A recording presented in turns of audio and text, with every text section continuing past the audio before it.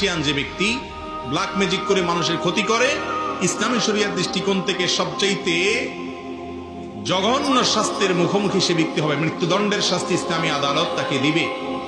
এটাই হলো ইসলামী শরিয়ার বিধান। এত জঘন্য অপরাধ। আর জাদুর বাস্তবতা, এটাকে আমাদের অনেক তথাকথিত বিজ্ঞান মনস্ক ভাইয়েরা অস্বীকার করেন।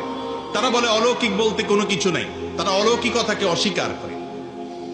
আমার মনে হয় এই একটা পয়েন্টে যদি একজন মানুষ নির্মোহভাবে নিরপেক্ষভাবে একটু যাচাই করার চেষ্টা করেন যে আসলে জাদু বলতে কোনো কিছু আছে কিনা, বা জেনে ধরা রোগী বা জিনের উপদ্রব বলতে কোনো কিছু আছে কিনা, একটু যদি অনুসন্ধান করা হয় এবং সেটা যদি ইনসাফের সাথে করা হয়, নির্মোহভাবে করা হয়, আমার তো মনে হয় এই যুগে আল্লাহর কোরআনের প্রতি ঈমান আনার জন্য আর কিছু দরকার নাই, এই একটা পয়েন্টই যথেষ্ট।